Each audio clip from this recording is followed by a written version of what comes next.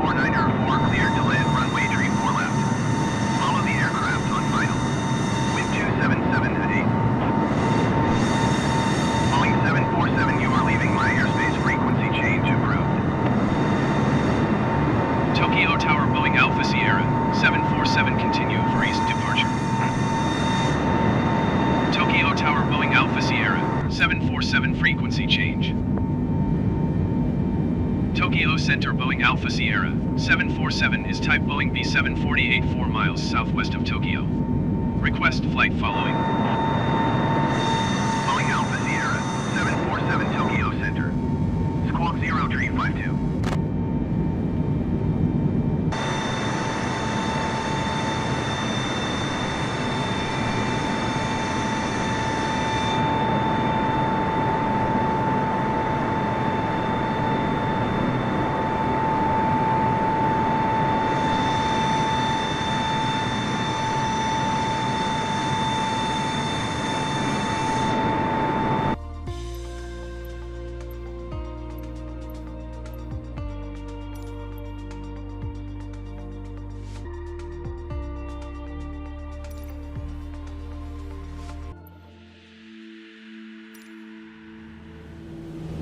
Welcome to flight training.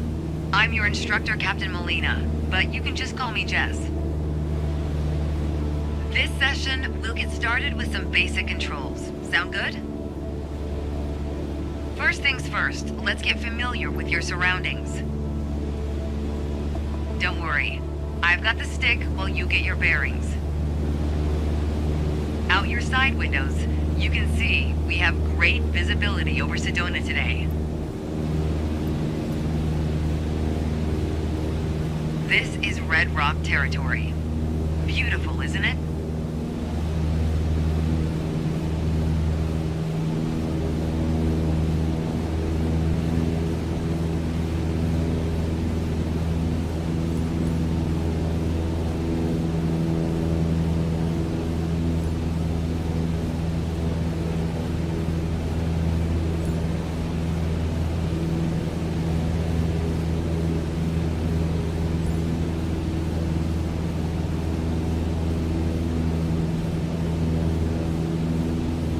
You can spot the Sedona Airport. The runway should be a pretty easy landmark to find.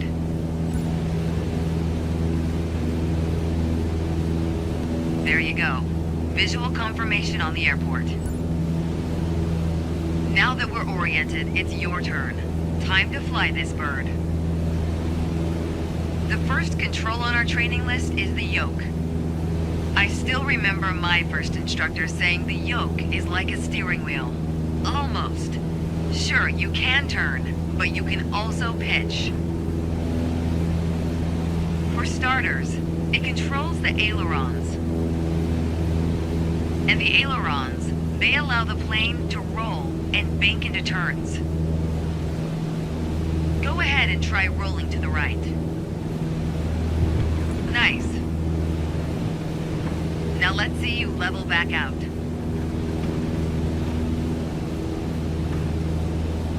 Good. Of course, the yoke also controls the elevator. And the elevator affects the plane's pitch, right? Pull back on the stick, the plane starts to climb. Give it a shot. The most valuable things in aviation are speed and altitude. But notice, when you're pitching up, your speed is decreasing. You could add more power. Or for now, let's just pitch down. Just like that, your speed's picking up again as the nose pitches down. As you level back out, let's talk about another control, the rudders at your feet. Rudder pedals control the aircraft's side-to-side movement, also known as yaw. On the ground, those pedals are going to steer the plane left or right. Up here, they properly align us during turns. Try them out and watch the plane's nose skew to either side.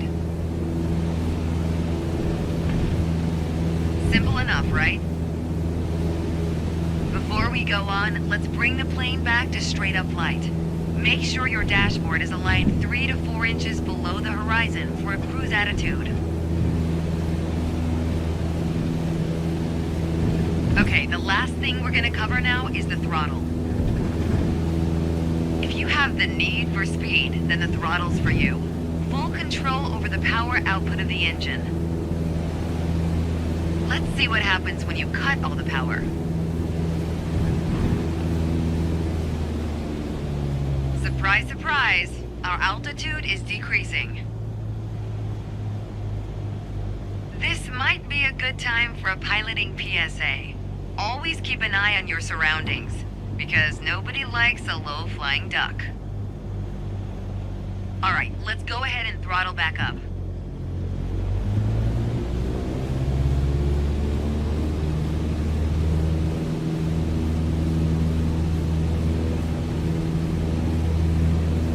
There you go. Speed is increasing, and as long as we maintain the same attitude, our altitude will keep climbing too. You're really getting the hang of your controls. Before long, you won't even need a co-pilot.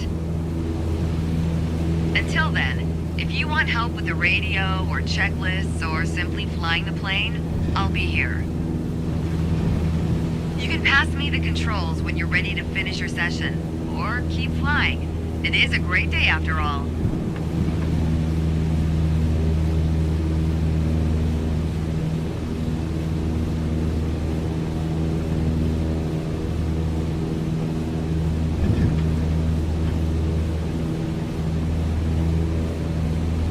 All right, I have control. Good job.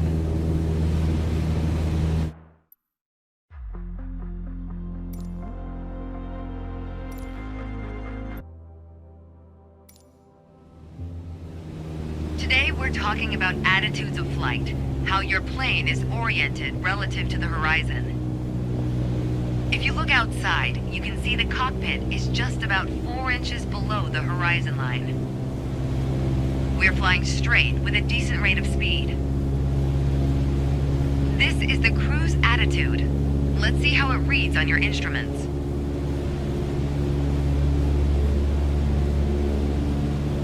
Take a look at the attitude indicator.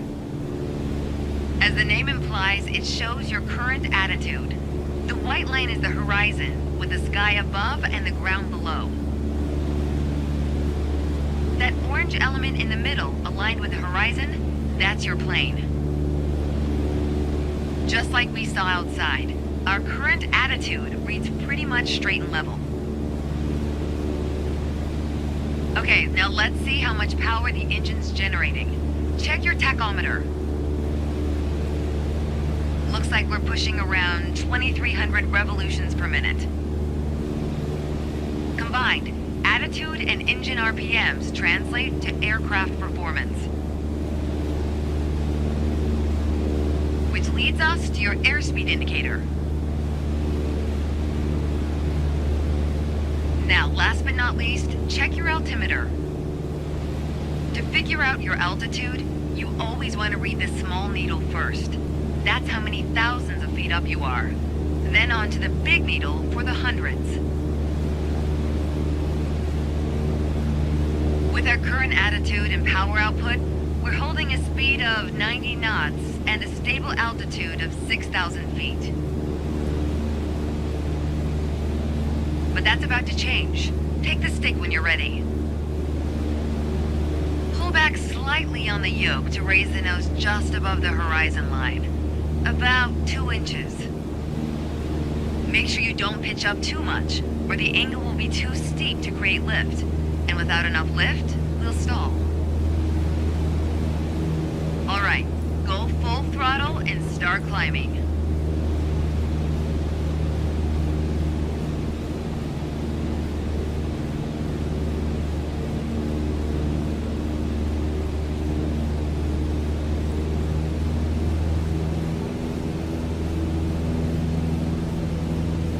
Slightly on the yoke to raise the nose just above the horizon line. About 2 inches. Welcome to the climb attitude.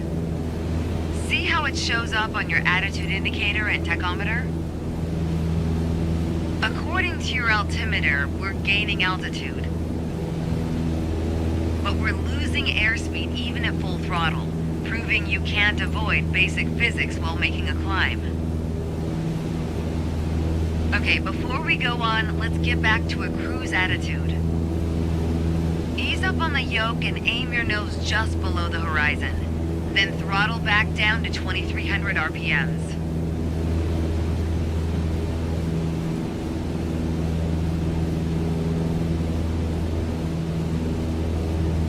Nice job. We're now set up with the same attitude and power we had at the top of our lesson. Next up is the descent attitude. Start by reducing your RPMs to 1800. Then drop the plane's nose a bit further below the horizon.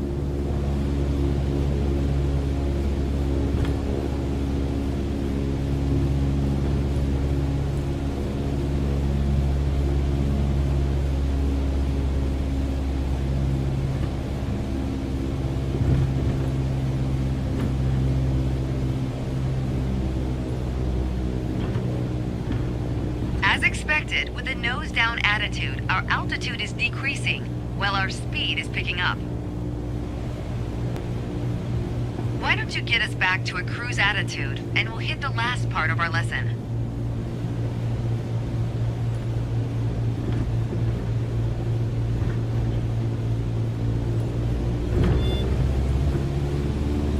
There we go. Now that we know how to cruise, climb, and descend, let's talk about the turn attitude. Gently pull the yoke left or right to start rolling the plane. If you take a look outside, you can see how our attitude's changed, but you can also check your instruments for the details. As a general rule, you always want to keep your turns under 30 degrees. At the top of your attitude indicator, there's a series of notches representing 10 degrees each. Use them to control your roll. Notice the more you turn, the more you need to pull back on the yoke to maintain altitude. When you're rolling out, you'll need to do the opposite. Roll and push at the same time. The more you know about the main attitudes of flight, the closer you get to that pilot state of mind. So keep practicing. And whenever you're done, pass me the controls.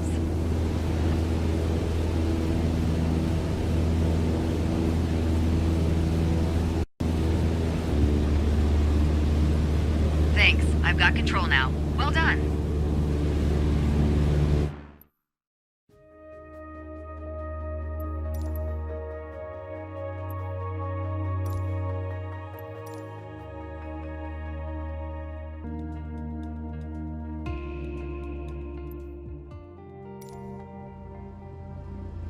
There's an old saying I like. A mile of road will take you a mile. A mile of runway will take you anywhere. Taking off isn't hard, but there are a few key points to remember. First, we always take off into the wind, which won't be an issue on a calm day like today. Second, before we enter a runway, we always make sure it's clear. Everything looks good, no cross traffic. Go ahead and taxi into position. The rudder pedals should make steering the plane pretty easy.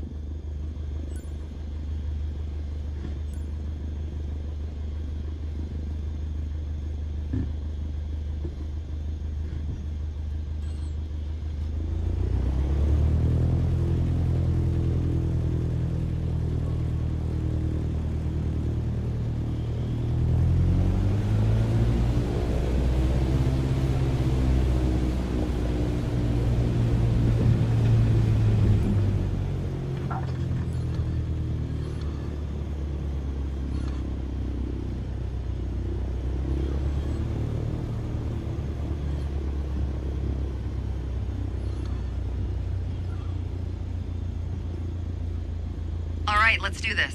Apply full power and I'll walk you through the takeoff as we go.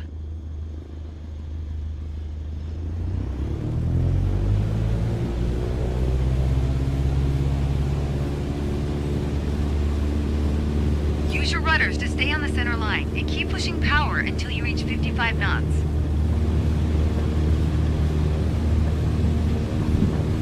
Good. Now gently pull back on the yoke. Line up the top of your instrument panel so it's a couple inches above the horizon. That'll pitch us up and set a good climb attitude.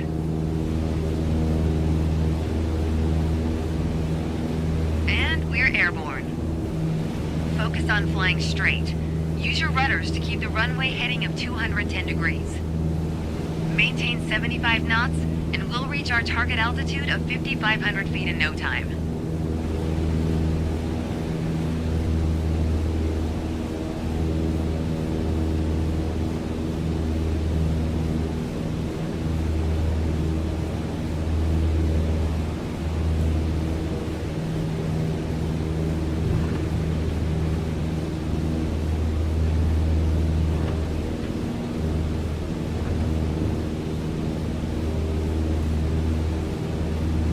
Ah, 5,500 feet. A nice, safe altitude for part 2 of our lesson. Straight and level flight. First step here is adjusting our attitude. We're in a cruise attitude, pushing max power. To stay level at our target altitude, let's start by easing the throttle back to 1,800 RPMs.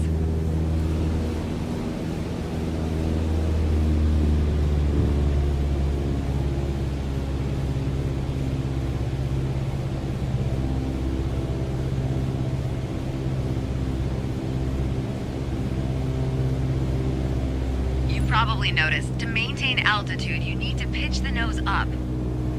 You could just keep pulling on the yoke to hold steady, but that's not really a precise means of control. Probably better to adjust your trim wheel until you don't need to push or pull on the yoke. Drag the trim down when you need to set the nose up. Drag it up to set the nose down. Try adding trim to keep us at 5,500 feet without increasing throttle. If you feel our pitch slipping and need to get back to the proper attitude, don't worry. Just pull on the yoke, then dial in the right trim.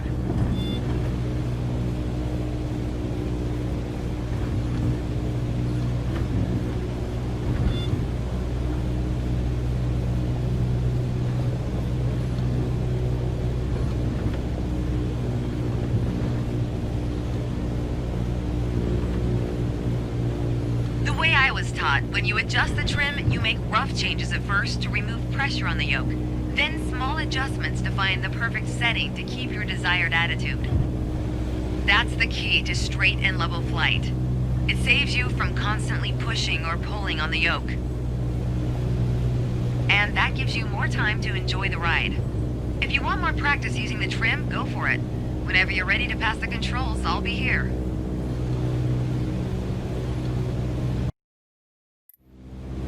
Okay, I have control. Hope you enjoyed the lesson.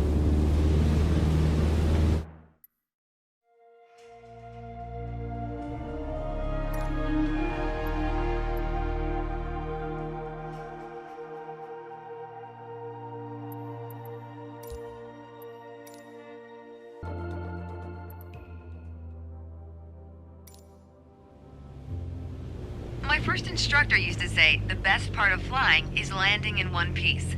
The man was a terminal pessimist, but he wasn't wrong. Today, you're in charge of bringing us in for a safe landing. We've got clearance for a straight-in approach, so we don't have to complete the standard traffic pattern. And I've already set us up in landing configuration, at 65 knots with 10 degrees of flaps and idle power. We're on the glide slope now. Maintain speed around 65 knots. Change your pitch if you need to, and keep your aim point on the runway number. When you're targeting the runway number, you want to keep it steady in your sights. If it looks like the number's moving up in your windscreen, you're coming in low. You'll need to add a bit more throttle to get back on the slope. If it looks like the number's moving down in your windscreen, well, then you're too high. You'll need to add flaps to increase your rate of descent, but you'll also need to push forward and trim to change your attitude and maintain the same speed.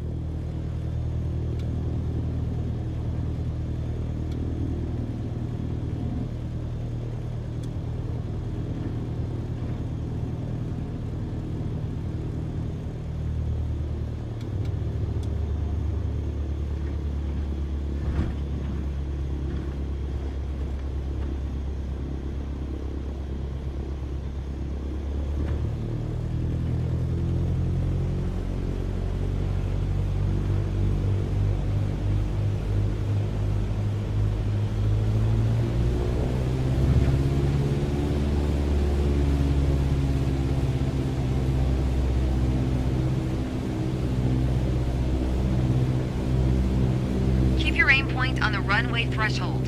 When you're 10 feet above the runway, it's time to flare. Once we pass the threshold, shift your aim point to the end of the runway. Then, pull back slightly on the yoke to aim the nose just above it.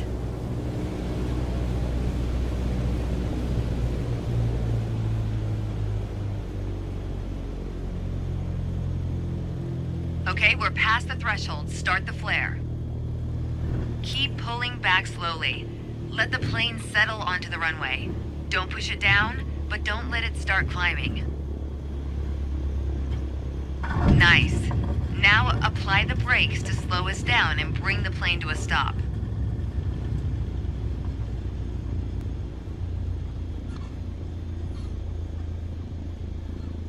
Great job. As they say, any landing you can walk away from is a good landing. But if you can use the plane the next day, it's outstanding. Landings can be hard, even for seasoned pilots. Trust me, don't hesitate to practice. After all, that's what we're here for, right?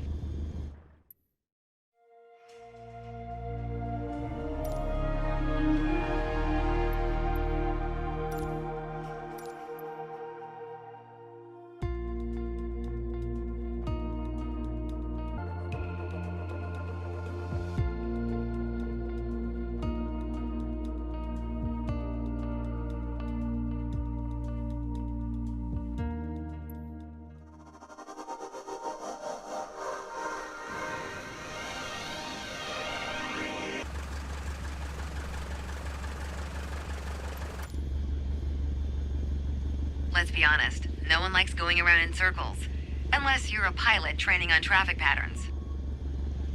Sedona's standard traffic pattern follows a 1,000-foot altitude around the main runway. By the time we're through here, you'll know how to complete the full run from takeoff to landing. So let's get started.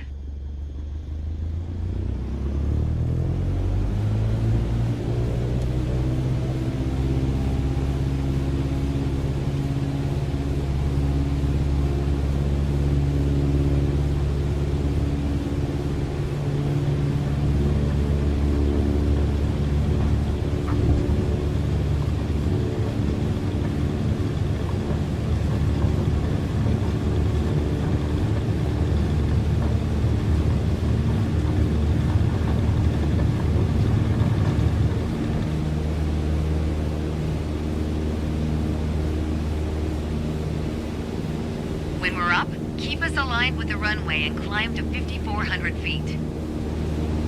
We're going for a left-hand traffic pattern.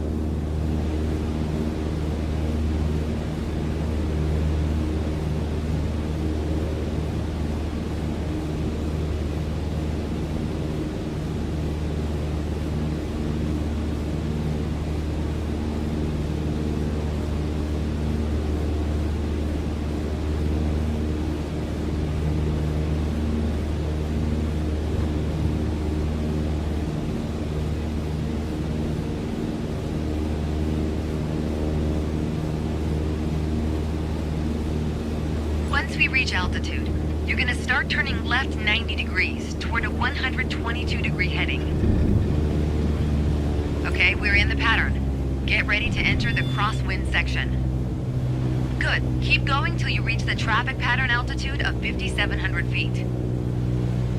Ready to make your left turn downwind? When the runway appears at the halfway point of your wing strut, you'll know you're at a good glide distance.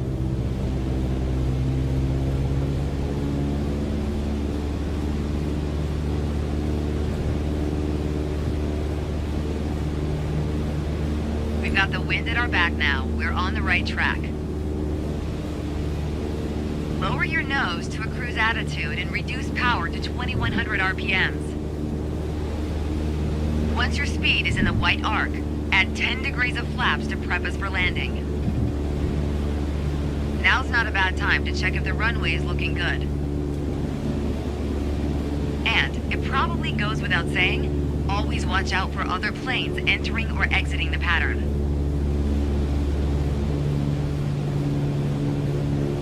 We're gonna fly past the end of the runway here. Keep going until you see it at a 45-degree angle behind you. That's your cue to turn left again, onto the base leg.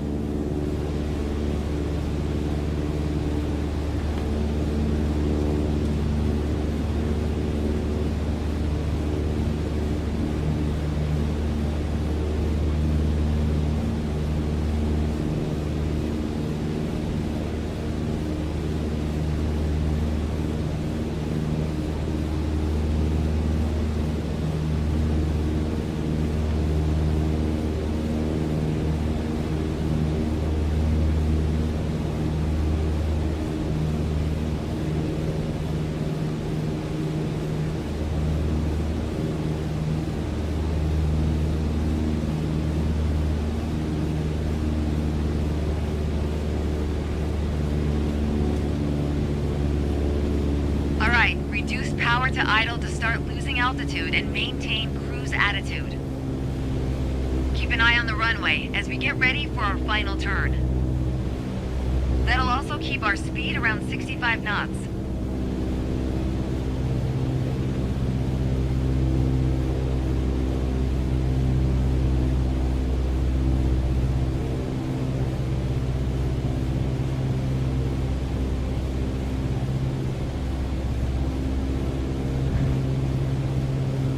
There we go. The runway's in full view.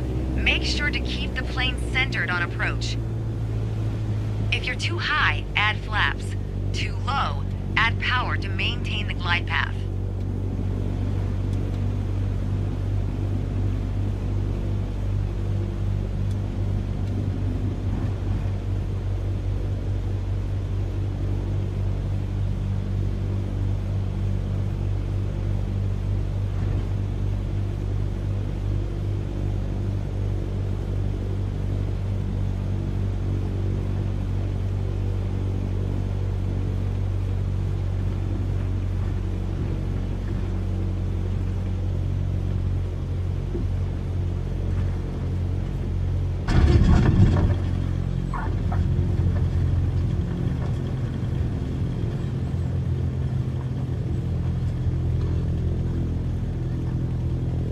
Way to stick the landing. Now, just apply the brakes to slow your roll.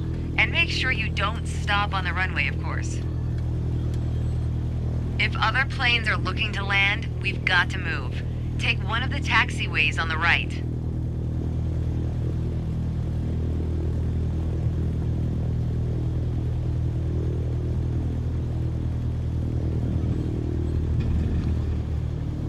Good job. As an old instructor said to me, not only did you not die, you're really learning to fly.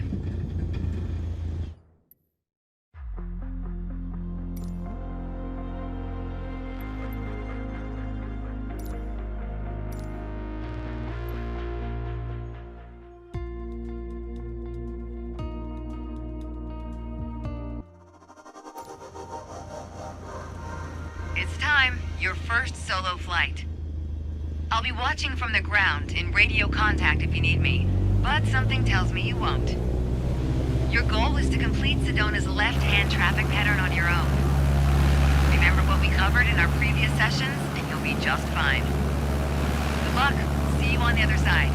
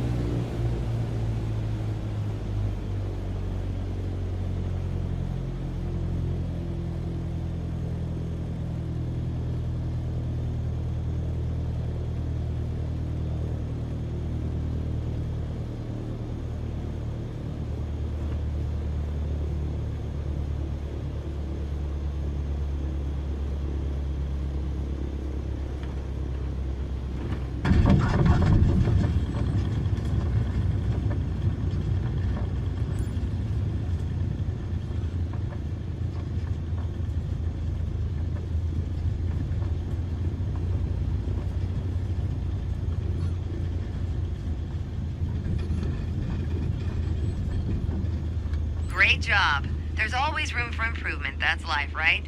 But you did it all on your own. You weren't really supposed to land there. You're on your way to becoming one hell of a pilot.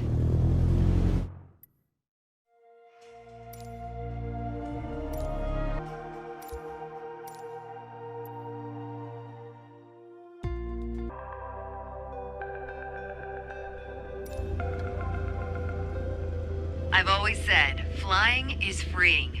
Open skies, endless possibilities. But to fully enjoy it, you need to be prepared. We're going to focus this lesson on navigation prep and procedures, the fundamentals of getting from point A to point B. Step 1, putting some distance between us and the ground.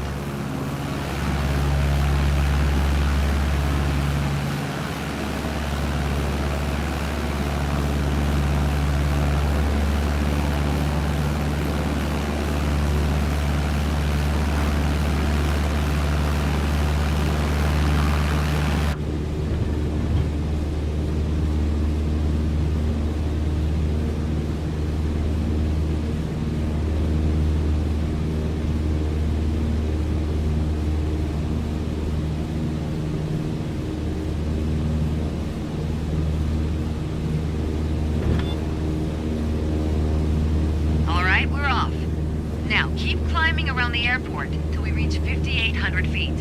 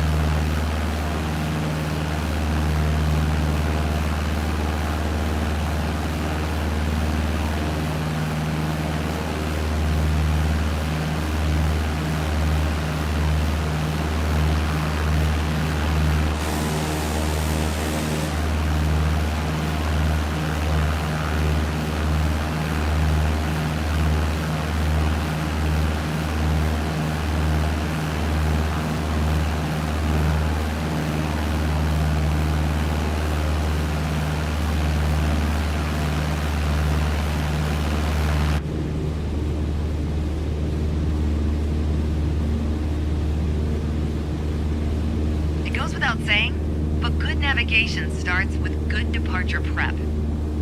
Let's set up the aircraft for the first leg of your trip. Attitude? Check. Now for your heading. When you need to set and maintain a heading, you'll want to rely on your heading indicator. Compasses are prone to errors, especially during turns or while accelerating or decelerating. Go ahead and position your plane above the airport.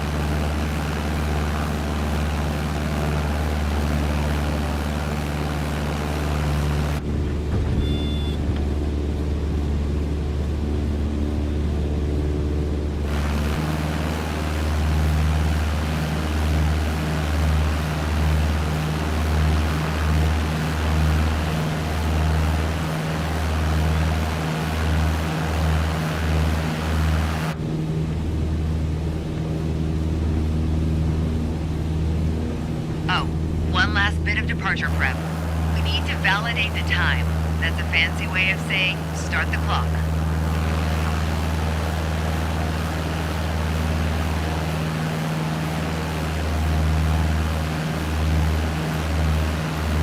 On the nav log, you can see our next waypoint, Runs Park, is at a 41-degree heading about 5 minutes away. Navigating is basically flying a given heading for a given amount of time. Sometimes you deviate, but if you track the time flown from your last known position, you'll always have at least a range for your current position.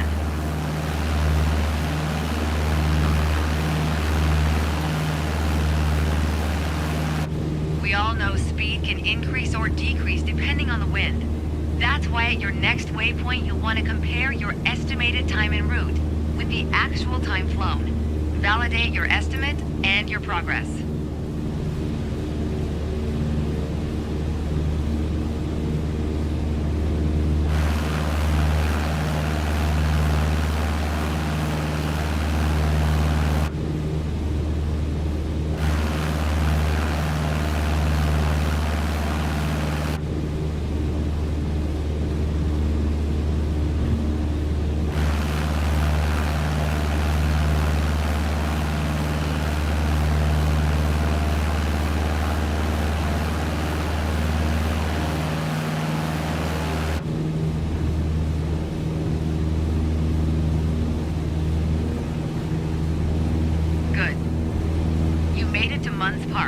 According to the nav log, we've got one more stop, Flagstaff Pulliam Airport. An easier way to navigate is to follow identifiable landmarks like highways. And just so happens we have one below us.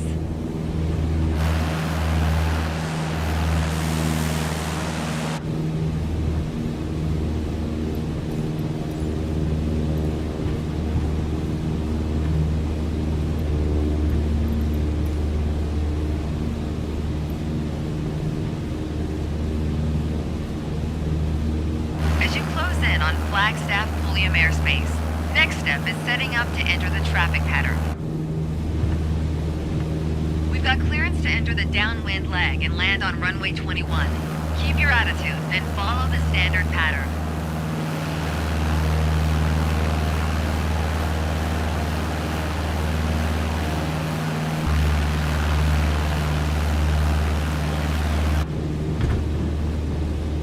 Lower your nose to a cruise attitude and reduce your power.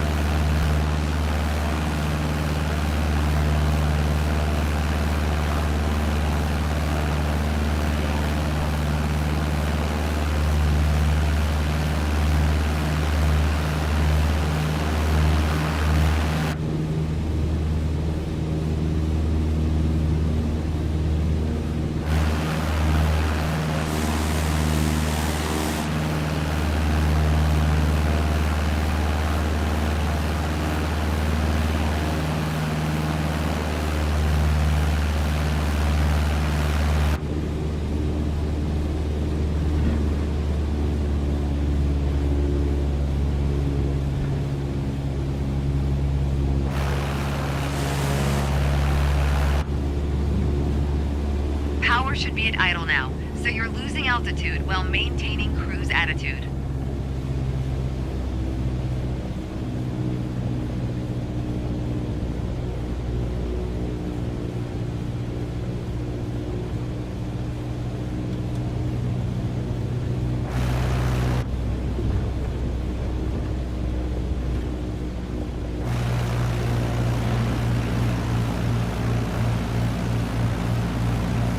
Finally, a landing on runway 21, and we'll call this one done.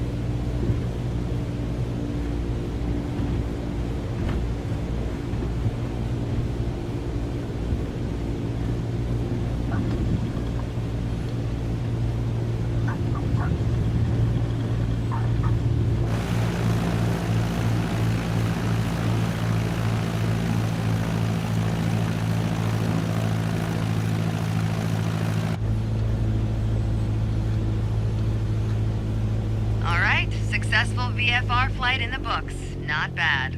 Not bad at all.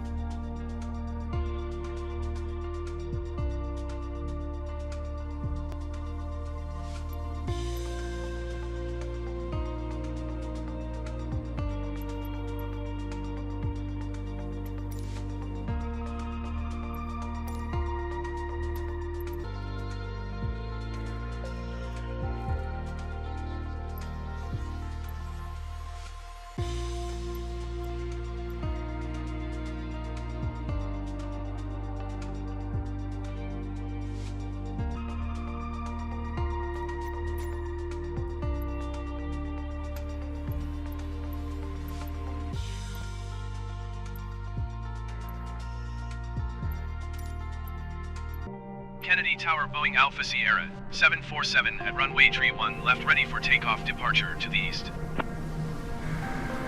Boeing Alpha Sierra, 747 cleared for takeoff runway 31 left departure to the east approved. Cleared for takeoff runway 31 left Boeing 747.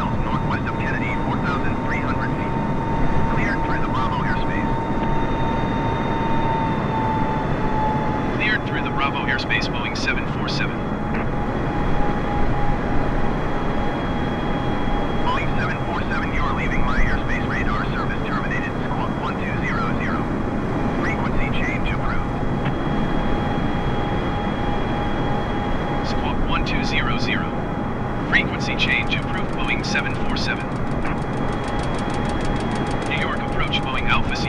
747 is type Boeing B748 4 miles south of LaGuardia.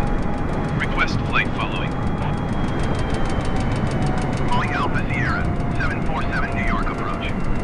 Squawk 5732. Squawk 5732 Boeing 747. Boeing 747 radar contact 2 miles south of LaGuardia, 7,600 feet.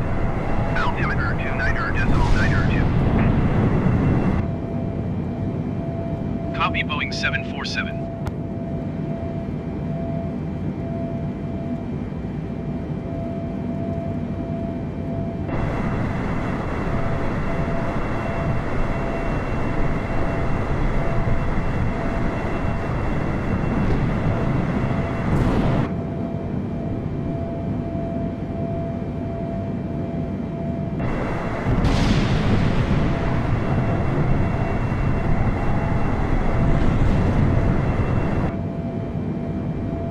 Boeing 747 contact New York Center on 121.125.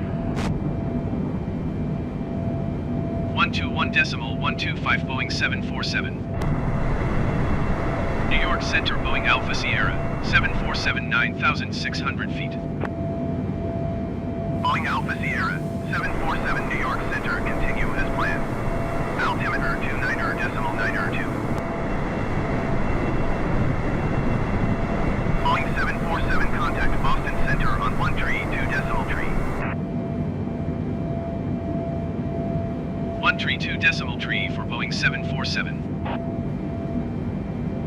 Boston Center Boeing Alpha Sierra, 747 10,600 feet. Boeing Alpha Sierra, 747 Boston Center, continue as planned. Altimeter 29.902.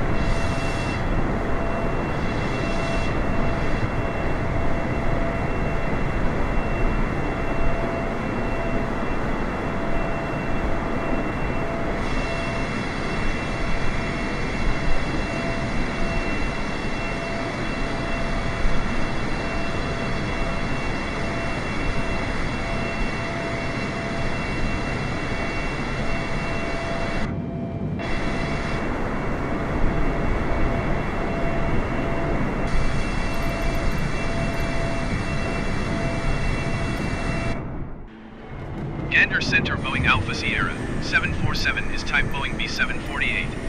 Request flight following. Boeing Alpha Sierra, 747 Gander Center. Squawk 6463. Squawk 6463 Boeing 747. Boeing 747 radar contact 9,200 feet. Altimeter 29.902. Copy Boeing 747. Kennedy Tower Boeing Alpha Sierra, 747 ready for west departure at runway 31 left. Boeing Alpha Sierra, 747 cleared for takeoff runway 31 left west departure approved. Cleared for takeoff runway 31 left Boeing 747.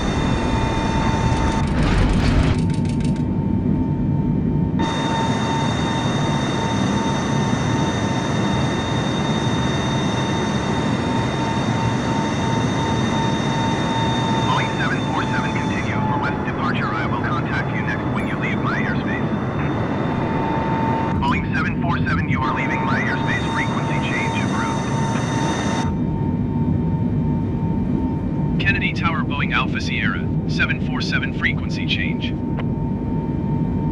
New York approach Boeing Alpha Sierra, 747 is type Boeing B748 3 miles west of Kennedy. Request flight following.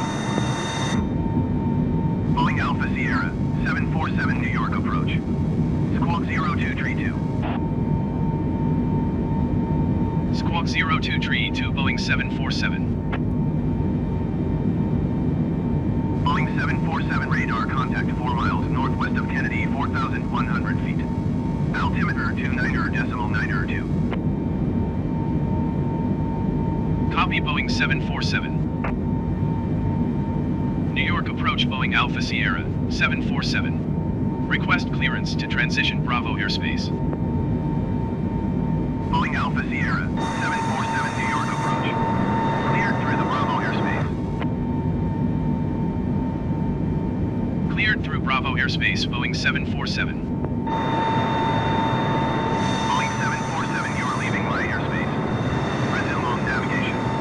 Contact New York Center on 121.125.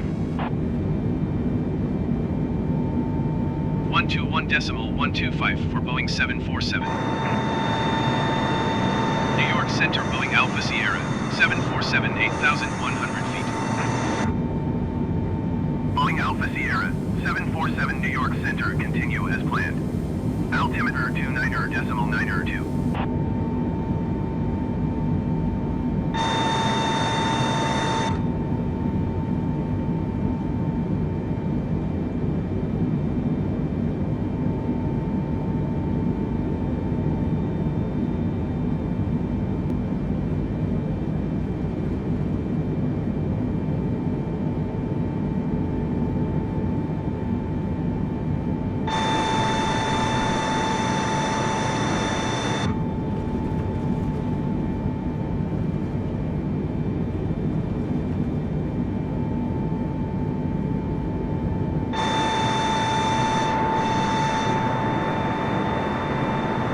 Boeing 747 contact approach on 119.5.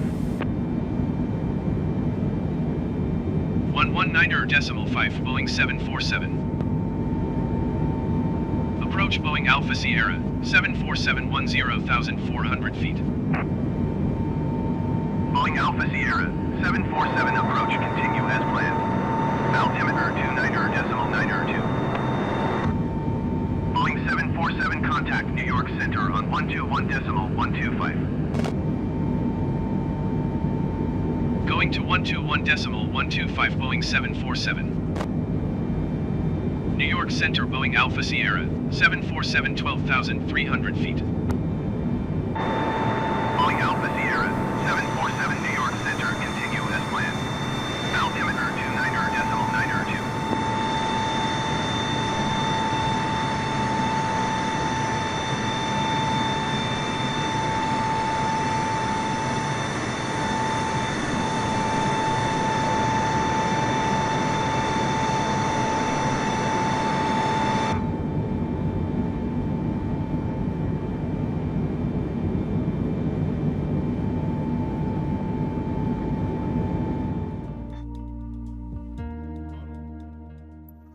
Heathrow Tower Cessna Alpha Sierra X-Ray Golf Sierra ready at runway 27 right east departure. Cessna Alpha Sierra X-Ray Golf Sierra cleared for takeoff runway 27 right departure to the east approved. Cleared for takeoff runway 27 right Cessna X-Ray Golf Sierra.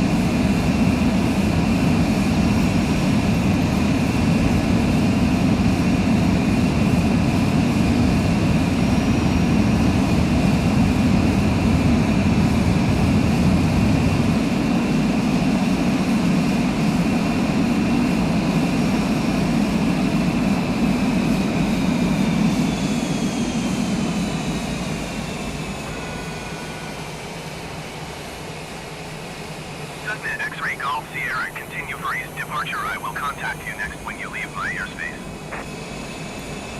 Cessna X-ray Golf Sierra, you are leaving my airspace. Frequency change approved. Heathrow Tower Cessna Alpha Sierra X-ray Golf Sierra, continue for east departure.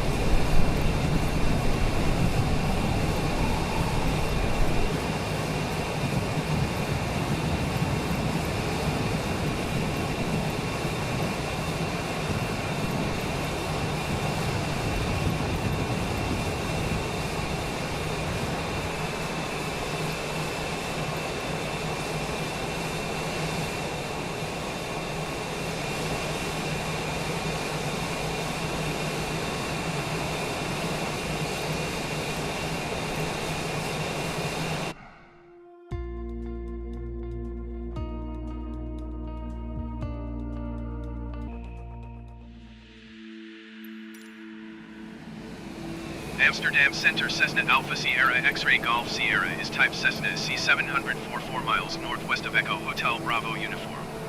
Request flight following. Cessna Alpha Sierra X-Ray Golf Sierra Amsterdam Center. Squawk 7567.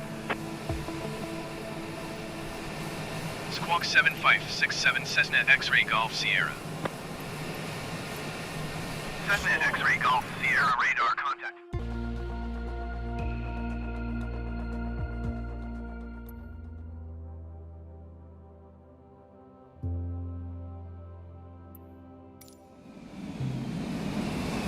Skip Hall approach Cessna Alpha Sierra X-Ray Golf Sierra.